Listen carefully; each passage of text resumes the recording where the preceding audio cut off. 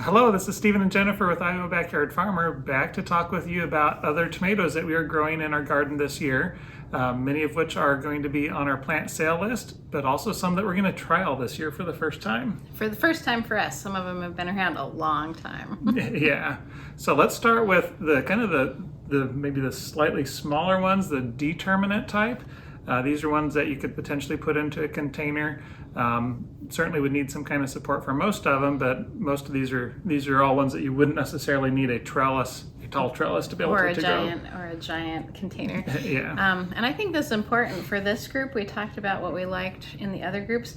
For this red slicer category, where so much of them look the same, I think it's a process of finding the right thing for the right spot. What is your problem and how can we solve it? Yeah. And that's why we have so many of these different types. We don't grow all of these every year ourselves, although we grow a bunch. but what is the issue that you're trying to solve? And as we go through these, look for the one that hits the problem that you might have. And one of them is it's too big. And so we start with our small ones. Yep. So let's start with Beefy Red. So this is one that we've added to our list for the first time this year. We trialed it last year and we're really impressed with the flavor of it. Yeah. It's one of the cream of the crop series. It's pretty. It has a little striping, but the plant is only maybe 3 feet tall. Yeah, it did not get very tall at all. So if you're looking for a container to put on a patio, that would be a really good one. And of the ones that we tried that were really kind of small and short last year, this was our very favorite. This one produced the best and it tasted the best. By far, it was really a standout for flavor. So even our kids were really really enjoyed this one. I'm excited about that. Not too big, beautiful, fabulous flavor. Yeah. Another one that would work really well for container is Bush Goliath. And so Bush Goliath, a little bit earlier, about a 68-day variety as well. Yeah, but still going to be in that 3 foot range. So we're really not, if you can't get one of those 5 foot tall tomato cages like we have, you don't need one for this. It's going to be pretty small. A small tomato cage would take care of this one. But the fruit's not too small. No, not too bad. 6 to 8 ounces in general. Whereas the Beefy Red was like 12 to 14, so pretty big for the size of the plant. Yep. So next one up is Celebrity Plus. So this is basically the old heritage celebrity, which has been around since the 1980s. And lots of people are like, I have to have that one. That one always performs. It works, right? And we love things that work. And it's not too big, but it really produces. Lots of people have been really happy with it. What are we adding with the Celebrity Plus? So adding, I believe there's a lycopene gene, maybe. Anyway, it's a little bit sweeter and has more disease resistance. Otherwise, I couldn't tell the difference between them. Yeah, and it's a 70-day, so it's going to be nice at that front side of your mid-season crop, and it'll work really good. Yeah. It grew really well in the greenhouse for us last year. I had them growing right side by side with each other, and the Celebrity Plus, and it's a little bit better. Yeah. It's a little bit better. Yeah, next one up is Bella Rosa. So this is one that we added to our list this year after trialing it last year. Yeah, and this is one we get from Hoss. So Hoss Tools is where we bought the seeds from. And they tend to favor more disease resistance for those more disease-prone areas. But I really liked the flavor. Yeah, really good flavor. I really liked it, and it produced in a fairly adverse place because we did not give premium placement to some of our plants last year that were new, and that one surprised us in spite of, instead of just being pampered. Yeah, it was pretty good. So that one I can see going up head to head against our next one, Galahad, which is another determinate. It gets fairly big for a determinate product, but 75 days to maturity, similar to the Bella Rosa. Big thing that caused us to bring this one in originally is some resistance to septoria leaf spot, which is pretty common around here. Yeah, that's probably 9 out of 10 times if we see a leaf disease out here, that's what it is. Yeah.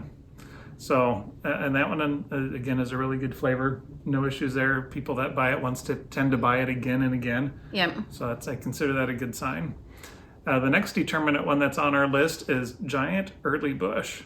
And this one claims to be like a 49-day tomato. Yeah, so I think the record as we've gone through all of these today is my 42-day tomato is the really short end of, like, we are pushing the limits of we can get a big enough plant and set fruit and ripen the fruit in that time period. So this is pretty bold claim that it's like we're gonna not only get fruit on, because our 42-day tomato is a cocktail size.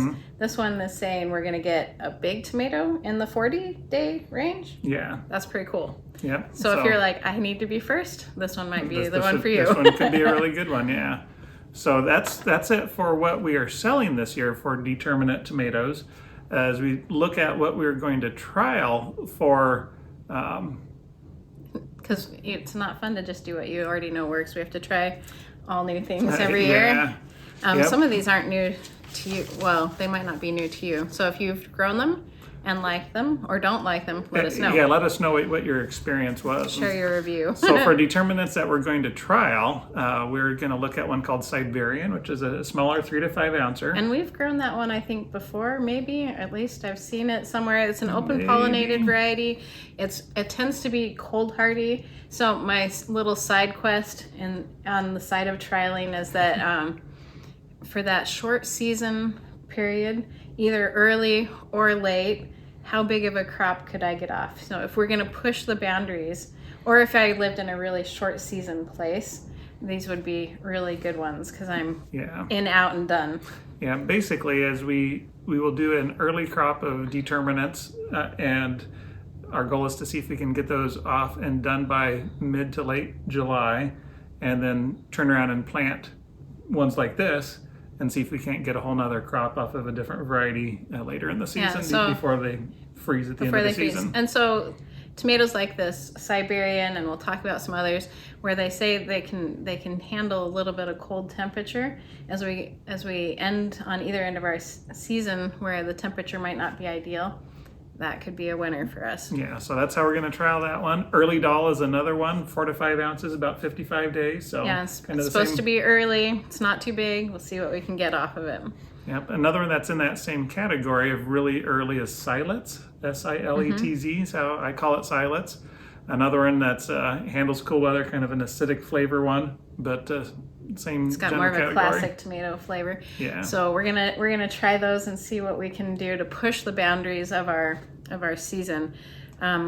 What else are we trying? So beyond those that are just really early to try to push that boundary. Defiant is kind of just a more standard slicing one that we're going to try. It's still on the early side. We're in the 60s. This is about 65 days, so we're not too late in the season, getting a good sized fruit. Yep, so bred for earliness, disease resistance, and flavor. So we'll see what we think of that one. And that one is about 6 to 8 ounces, they say. Mountain Merit is another one coming from the Mountain series. And I really enjoy the Mountain series. We do Mountain Magic. We've tried Mountain Rouge, which I really love. It's not on our list this year. It's fantastic. I just can't get enough people interested in it, but it's wonderful. Yeah. So just part of the Mountain series again, where disease resistance is a really key thing, and flavor as well. Flavor. So they produce really good. So I'm excited for that one. What else? Next one up. The technical name is STM 2255. Different companies have put a brand name on it, and so like Hoss calls it their Hossinator.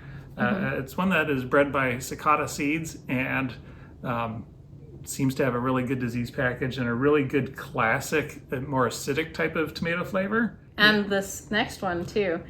Red Snapper. Yeah. Very similar description. And so those two are really supposed to perform if I was living someplace that had really high disease pressure. Yeah. Or really hot weather where it might be tricky. Yep. And the next one is Wonderstar Red, which has a really intriguing description. And the first thing it says is resistant to septoria leaf spot, which again, if it says that, I'm trying it because that is such a problem for me here. Yeah. So it's a brand new one just released by Pan American Seed. So really looking forward to trialing that one. It is a small plant though, 18 to 24 inches tall and 2 to 3 feet wide. If you're looking for that dwarf tomato plant, this might be a fun one to try. Yeah. We have another short one. So Beefy Purple, Yep. on the purple side of things, is another short one, 36 inches tall. I think it's kind of a purplish version of the Beefy Red. Yeah, which we loved. That was tops in our taste trials this summer, and I'm like, Beefy Purple sounds great. It's also in that really small category. We're going to give it a try. I'm excited about that one. It's an open pollinated one. Yep. So switching gears to our indeterminates. So, how do we treat indeterminates different than determinates? Well, they tend to be bigger. Yeah, they tend to get a whole lot bigger. And you can prune them. So my determinate tomatoes, unless there's, as we learned, extra leaf coverage, you don't really want to prune your determinates because you're going to lose a lot of yield. My indeterminates, some of them I single string, some of them I'm doing other things with, but most of them require a lot of support. Yeah. Although there are a couple here, and we'll start out with one that doesn't get quite as big. So Rubee Dawn I love that is one that we trialed this last year, Yeah. and it's a compact indeterminate. It says about 60 days to maturity, 6 to 8 ounces. And so as a compact indeterminate, the inner nodes are shorter, so it'll still maybe get 4 or 5 feet tall, but it won't get like 7 or 8 or 10 feet tall like some of the other indeterminates. The older ones where they're like, here's a branch, here's a stem, here's a branch, here's a stem. Those are your inner nodes. The compact indeterminates kind of squeeze that back down. And that's probably one of my favorite new categories. A lot of my favorites are in this group where you're still getting new growth, new flowers, but it's not exploding everywhere. You can fit it in a smaller space. Yeah. So, and we're going to trial some of the other rubies. I don't know that I've got them on our list yet, but that series, brand new series that's coming out, I'm pretty excited about that. Yeah, but we did try the Rubee Dawn last summer, and it made the cut for a second. We put it in a not so great spot, and it just shone. Yeah, it was really impressive. Good. So, yeah. So love that. Next one up in that same 6 to 8 ounce category would be Arkansas Traveler. So this is an heirloom, about 80 days, so almost 3 weeks longer. People have been growing this for 100 years or something. It's an old one, but it does really good in the heat. So if my problem was my fruit or my tomato doesn't set fruit because it's too hot, this one's supposed to cover that. It's a pink, which I like. It has really good flavor. It's not too big. It's pretty uniform, and it has set for us pretty good yields every year. It's been very, very consistent on yields. So some of my heirlooms, I'm kind of hit or miss. I'm like, good year, bad year, good year. Yeah. This one's pretty good year all the time. Yeah. So next one up is Goliath Early. And this one, the early part of the name, they're saying 58 days. So certainly a very early one. We used it to replace Early Girl a few years ago and have been pleased with it ever since. Yeah, I probably do prefer this one over Early Girl. That's why it's here. Yeah. Yep. So the next one that we brought in this last year and trialed, and it's one we've grown probably 10, 12 years ago, and but we brought it in this year as part of the taste test trial is Jetstar. Yeah. Again, not a new tomato, but it was one that we tried, and our taste trial was that it was fantastic. Yeah. And it's a good producer, and it didn't have any problems for us. Growth-wise, it tends to do well, I think, in a more northern climate. I think that's what it had recommended. And we had really good success with it. Yeah, and the flavor was surprisingly good. I think it used to be like the #1 production tomato in the U.S. for a number of years, and putting it through our taste test trials, I can understand why. Yeah. And it's kind of a compact indeterminate before breeders were breeding for that. Yeah. And so it's not too big. It's not too big. Very manageable in the garden. And it's not too late in the season. Some of these other ones, as you notice, we're ascending in size. That's how we categorize these. So they're going to get bigger as we go longer. And you have some of these outliers like the Goliath series where you're like, it's a bigger tomato earlier. But I like this one because it's not late either. Yeah. So it's only 70 days, and we got pretty good production off of it. Yeah. So next one up would be a brand new one, kind of a knockoff of not a knockoff. An improvement. An improvement. There you go. It's an improvement on the big beef that came out in the 1980s, which was like the standard big red tomato, and we've really liked it. But the Big Beef Plus And so this is where we get the lycopene gene. I don't think the Celebrity Plus has the lycopene Yeah, gene. Big Beef does. But So Big Beef brought the... So you're going to be a little bit redder. So it's got a little better color. It's got a little better flavor. It's got a little better disease resistance. All good things. And it grew really well for us in the greenhouse. I liked that one. Yeah, side by side, I couldn't tell a difference other than just little improvements here or there. So Yep. it was a good one. It's a good solid one. About 10 ounces and 72 days. So we're right there in that mid-season. It's a solid performer. And we'll put these head to head this summer because somebody had asked us, because everybody wants to tell you how good their heirlooms are. And we've never done a taste test of just those standard tomato flavors like we're running through right now. And we're going to put them head to head next year. Yeah, so then, between the Big Beef and then the next one up is the Better Boy Plus. So Better Boy with some additional resistance to it. Yep. And little flavor improvements. And that's about a pound. That's slightly a little bit bigger. Still in that 75-day range. So we're a good mid-season crop. I've never had problems with it. It's been a really good one. So we'll put it up head to head against these others this summer and see. But people have really liked it, so it's been one we've kept on our list for several years. Yep. Next one is probably the first big red tomato that has really stuck around. Is Big Boy. And Big Boy, this is among the first of your hybrids that was ever a hybrid. So you're like, it's not an heirloom. It's like, but it's 60 years old, right? So it's been around for a really long time. You're going to see that a lot of people use this one in breeding efforts because it has so many lovely attributes. So like Big Daddy, which is the next one on your list, is a son of Big Boy, seems to be related. Because that genetic pool has a lot of things going for it. Big Boy has done really well for us. It's about a pound. Again, you're only in those 70s, pushing 80 days to get a nice ripe one, but they work. Yeah, they work. Yep, and as you said, next one, Big Daddy, it's almost the same description with a little bit more disease resistance. Yep. And it produced really well for us last year in a spot that we didn't give it any benefits. Yeah, we didn't give it any benefits. It was a little neglected. Did okay. Yeah. One that's our next one, the original Blue Ribbon. Tell me about that one. So original Blue Ribbon, this was something that somebody commented on one of our posts, I believe, maybe it was a video, and said, hey, this original Blue Ribbon is one of our family favorites. So we got access to some seeds and trialed it and loved it. And we're really, really happy with it. Its claim to fame is, one of the gardeners said the absolute ultimate in home garden tomatoes, even tastier than Big Beef.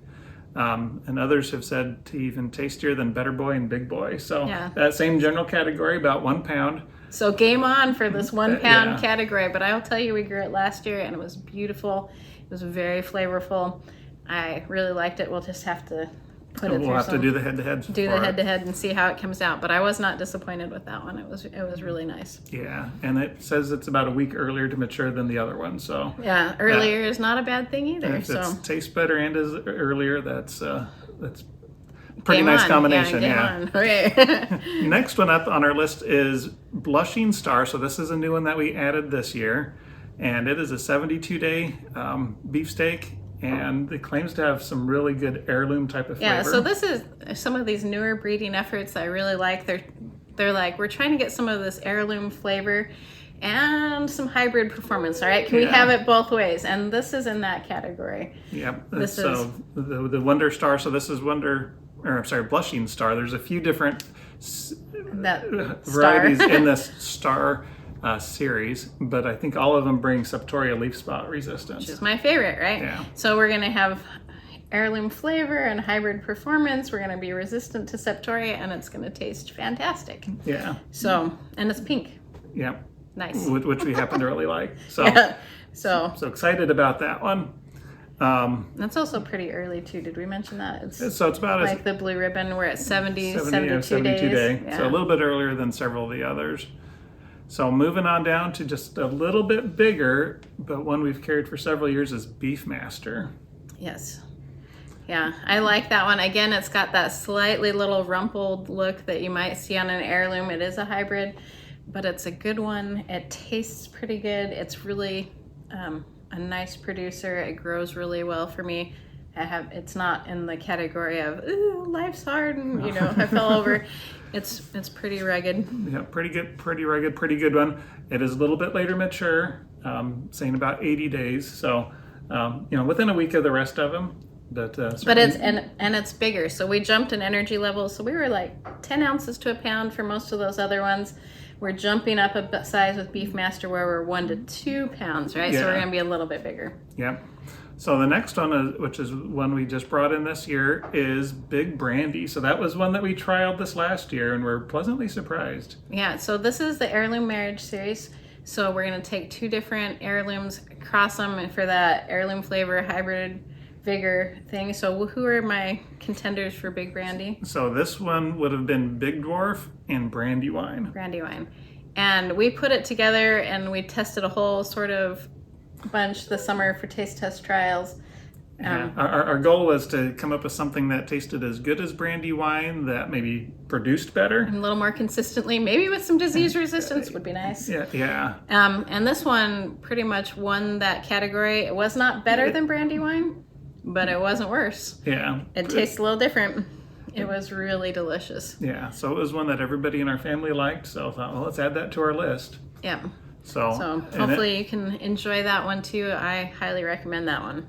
Yeah, the next one that in this category of can we beat Brandy Wine was Brandy Boy, and this is one that has been one of our favorites for several years. Yeah, it is a really good producer. Probably there's some, I don't know if there's some Big Boy back there somewhere, but it's a good yielder. You get that nice pink kind of heirloomy vibe, but way more production. We get, you get a pile of tomatoes, instead of a little tomato. Yeah. And this was one where we thought, well, maybe sales are coming down a little bit. We took it off the list, and then several people, asked for it to be brought back on. So I'm never sad when it's in my I'd say garden. we've never been unhappy with it. It's always produced really well for us, and again, doesn't taste exactly like Brandy Wine, but it is still a really good flavor. Yeah. And then the next one is the one that we're trying to dethrone. Have had no success fully So far, doing that. we'll keep trying. It's just so we can keep tasting it. Yeah, just the regular old Brandy Wine. We go with the pink. The Settin strain. Yeah. Yeah, that's the best one, I think. It's about a pound. It's 77, 80 days. Mm-hmm. So it's not bad for an heirloom. We have some that are pushing 90. It's actually not bad. It's got a really smooth the flavor and texture has not been beatable so far. Yeah, they're really...